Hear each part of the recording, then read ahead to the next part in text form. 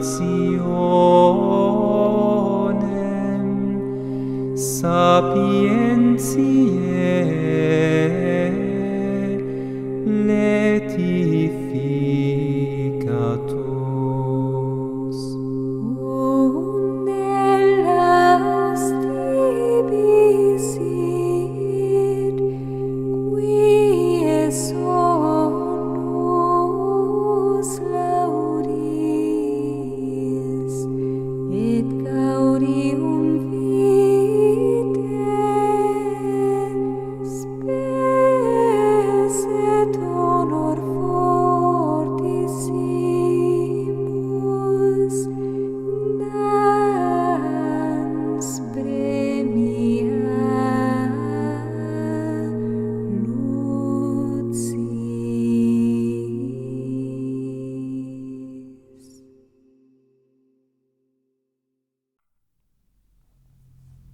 Sermões por Santo Antônio, doutor evangélico da Igreja. A tradução é do Frei Ari Pintarelli, editora Vozes, canal Le Conde.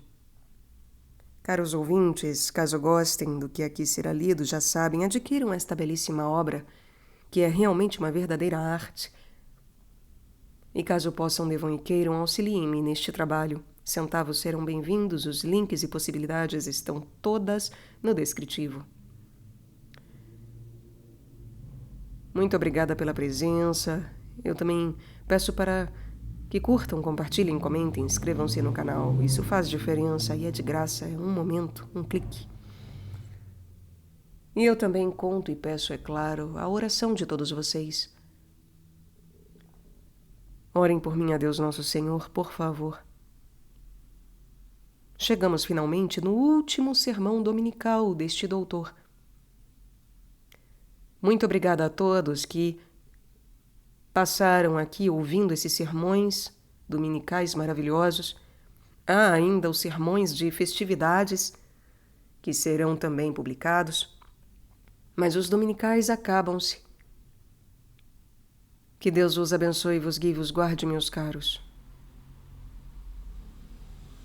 Sermão do terceiro domingo depois da oitava da Epifania. Temas do sermão: Evangelho deste domingo, Jesus subiu a uma barca. Sermão sobre o pregador e sobre a sociedade, Liga dos Pecadores, sobe a floresta. Sermão sobre a paixão, Jesus subiu a uma barca. E sermão sobre a tentação do diabo e sobre a ajuda de Jesus Cristo, quando alguém sobe a barquinha da penitência. Exórdio. Sermão sobre o pregador e sobre a sociedade dos pecadores.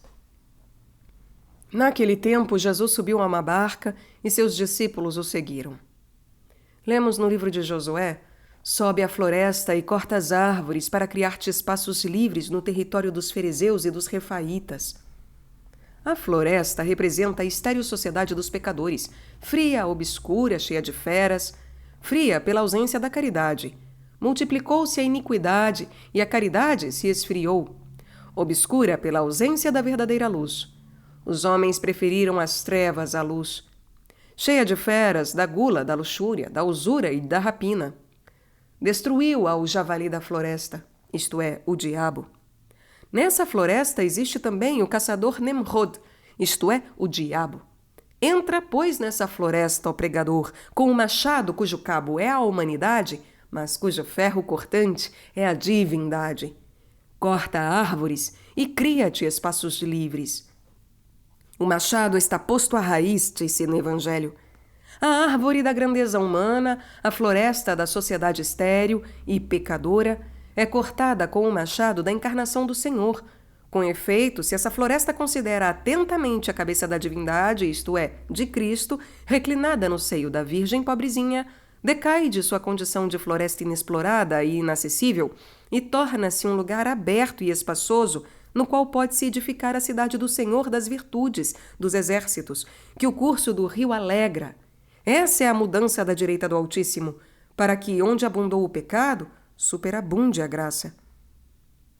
No território dos fariseus, nome que significa separado, e dos refaítas, que quer dizer gigantes ou também mães dissolutas. Nessa tríplice interpretação é indicada aquela maléfica terna, formada pela soberba, pela avareza e pela luxúria. Os soberbos de espírito mantêm-se separados dos outros com sua pompa, com sua arrogância. Os avarentos são como os gigantes, filhos da terra, todos presos pelas coisas terrenas. Os luxuriosos são como as mães dissolutas que, com os dois seios da gula e da luxúria, alimentam os afetos da carne. Portanto, para derrubar essa floresta, radicada nesse território, o pregador suba, seguindo as pegadas daquele que sobe a uma barca, do qual o evangelho de hoje diz: Jesus subiu a uma barca. A barca da cruz e da penitência. A barca é a cruz de Cristo, e é graças a ela que podemos chegar ao litoral da Pátria Celeste. Observa que, como a barca é estreita nas duas extremidades e larga ao centro, assim no seu início e no seu fim, isto é, onde pregaram e despregaram os pés e as mãos, a cruz foi estreita, isto é, cheia de atrozes sofrimentos. Porém, como foi larga ao centro, isto é, quando Jesus orou pelos crucificadores, quando prometeu o seu reino ao ladrão, quando confiou a mãe ao discípulo. Acerca dessa barca, veja o Evangelho. Jesus subiu a uma barca e passou para outra margem. Sermão do 19º domingo depois de Pentecostes, parte 1ª. Seguiram-no os seus discípulos. Isso é o que diz o Senhor por boca de Jeremias: chamar-me-ás Pai, e não cessarás de me seguir. Feliz a alma que pode dizer a Jesus aquilo que Ruth disse a Noemi: para onde quer que tu fores, irei eu também, e onde quer que morares, morarei eu também. E Elias: se o Senhor é Deus, segui-o. Em verdade, Ele é o Senhor, nosso Deus, que para nos remir subiu à cruz. Sigamo-lo, pois, carregando a cruz da penitência. Ele disse: se alguém quiser vir após mim, tome a sua cruz e siga-me. A história natural diz que a pantera emite um cheiro muito agradável que atrai irresistivelmente os rebanhos, e por isso, onde quer que pressintam sua presença, ali se reúnem e depois a seguem. O vaso de alabastro, quebrado sobre a cruz, encheu todo o mundo com seu perfume. Sigam-no, pois, os discípulos. Corram os cristãos para o perfume do crucificado. Os seus discípulos o seguiram. Lê-se no 4º livro dos Reis. Quando os filhos dos profetas cortavam as árvores, aconteceu que um deles, ao cortar uma árvore, deixou cair na água o ferro do machado. Ele gritou a Eliseu: ai, ai, meu senhor, eu o havia tomado emprestado. Eliseu perguntou: onde caiu? O homem mostrou-lhe o lugar. Então Eliseu cortou um pau, lançou-o no mesmo lugar, e o ferro veio para cima nadando. E disse: tira-o. Ele estendeu a mão e tirou-o. O ferro representa o gênero humano que, pelo peso dos pecados, da árvore proibida, cai nas águas da miséria e da culpa. Mas o verdadeiro Eliseu, isto é, Cristo, por meio do madeiro da cruz e das águas do batismo, o libertou. O ferro nada e vai também em direção ao madeiro, quando o pecador convertido se sujeita a carregar a cruz de Cristo. Eis que se levantou no mar uma grande tempestade, de modo que as ondas alagavam a barca. Ele dormia. Quando Jesus na cruz adormeceu no sono da morte, seus discípulos, não dando importância alguma à cruz, desfaleceram na firmeza da fé. Mas depois o acordaram, quando desejaram ardentemente sua ressurreição. Então repreendeu-lhes a incredulidade, dizendo: insensatos e tardos de coração em crer, por acaso não era necessário que o Cristo padecesse estes sofrimentos? Ordenou aos ventos e ao mar, quando cessou sua incredulidade. Sentido moral: quando alguém sobe à barca da penitência, forma-se no mar uma grande tempestade. O mar é o coração. Profundo, diz Jeremias, é o coração do homem, e insondável. Quem poderá conhecê-lo? Maravilhosas são as elevações do mar, isto é, do coração, quando se incha de soberba, expande-se além dos limites com a ambição, anuvia-se pela tristeza, perturba-se em vãos pensamentos e produz a espuma da gula e da luxúria. Estas são as serpentes das quais não se conhece o número. e eis que formou-se no mar uma grande tempestade. Com isso concorda aquilo que lemos no profeta Jonas. O Senhor enviou, isto é, permitiu que fosse enviado sobre o mar um forte vento, e levantou-se no mar uma grande tempestade, e o navio corria perigo de se fazer em pedaços. Os marinheiros foram tomados de grande medo, porque o mar inchava-se cada vez mais contra eles. Encontramos uma referência a isso nos Atos dos Apóstolos. Desencadeou-se contra a nave, narra Lucas, um tremendo tufão, que se chama Euroaquilão. A nave foi arrebatada no turbilhão, e não podendo mais resistir ao vento, abandonando o navio às ondas, éramos levados à deriva. Experimentam a elevação do mar, o ímpeto do vento e ouvem o fragor das ondas somente aqueles que sobem à barca da penitência, porque quem dissente, sente. Diz Moisés no Êxodo, que pode ser ouvido aqui: desde que eu me apresentei ao faraó para lhe falar em teu nome de Deus, ele começou a oprimir o teu povo. Como se dissesse, o diabo, desprezado, promove escândalos e suscita tempestades no mar. Marcos escreve, dando um grande grito e agitando-o com violência, saiu dele. Jesus, porém, dormia. Marcos exprime-se assim: ele estava na popa da barca e dormia apoiado num travesseiro. Vejamos qual seja o significado do sono de Cristo, da popa da barca e do travesseiro. O sono de Cristo simboliza o torpor na fé. A popa da barca, o fim de nossa vida. O travesseiro, a moleza da carne. A fé em Cristo se enfraquece na moleza da carne. Até quando te debilitarão as delícias, filha vagabunda? Os moles, diz Paulo, não herdarão o reino de Deus. Quando a nossa carne amolece nos vícios, a fé em Cristo se enfraquece em nós, e assim a alma fecha os olhos na popa, porque, inteiramente tomada pelos prazeres, não medita sobre o miserando fim da sua vida. Aproximando-se dele os discípulos, acordaram-no e lhe disseram: Senhor, salva-nos, que perecemos. Sem dúvida é destinado a perecer aquele no qual a fé em Cristo dorme. Portanto, deve ser despertado aumentando a devoção, gritando os próprios pecados na confissão, realizando as obras santas. Então, levantando-se, Jesus ordenou aos ventos e ao mar. Isto corresponde àquilo que lemos em Jó. Quem, pois, diques ao mar? Quem lhe disse: chegarás até aqui e não passarás mais longe, e aqui quebrar-se-á o orgulho das tuas ondas? Como se dissesse: só o Senhor põe diques ao mar, isto é, a amargura da perseguição ou da tentação diabólica, de modo que, se lhe agrada, as tentações chegam, e quando lhe agradar, afastam-se.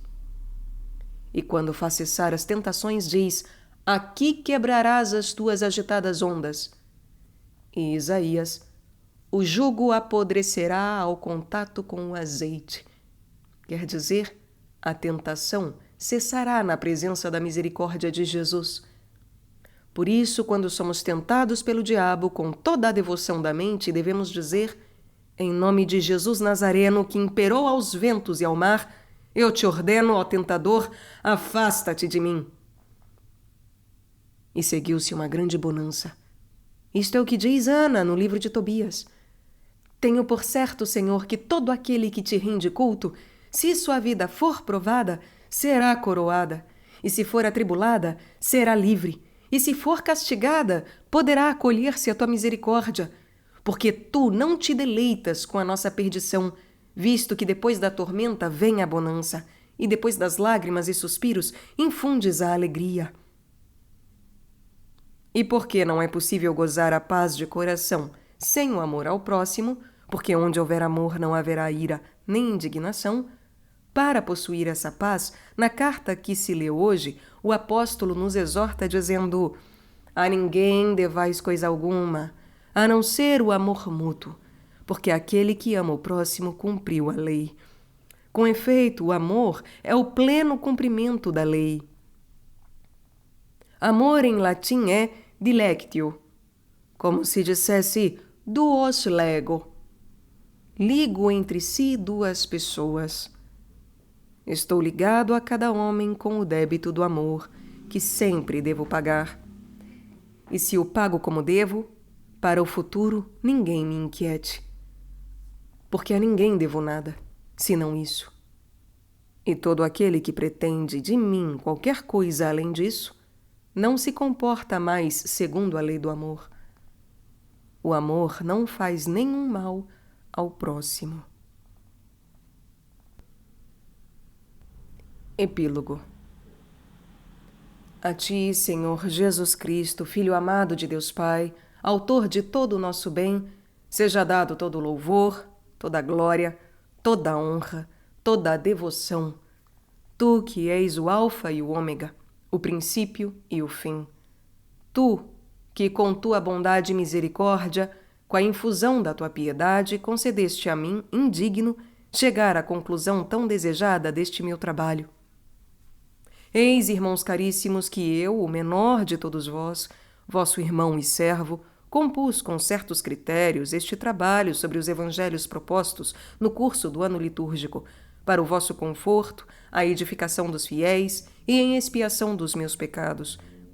Por isso, súplice vos peço e pedindo vos suplico que, quando lerdes este trabalho, vos lembreis de mim, vosso irmão, diante de Deus, do Filho de Deus, que ofereceu a si mesmo a Deus Pai no patíbulo da cruz. Peço também que, se encontrardes neste trabalho alguma coisa que seja edificante, consoladora, bem disposta e disposta com ordem, atribuais todo o louvor, toda a glória e toda a honra ao mesmo bem-aventurado e bendito Cristo Jesus, Filho de Deus. Mas se encontrardes alguma coisa incompleta, insípida e mal exposta, imputai-a, atribuí-a à minha miséria, à minha cegueira e à minha imperícia. E tudo o que neste livro se julgar que deva ser cancelado ou corrigido, confio-o à lima da discrição dos sábios da ordem para que o expliquem e o corrijam.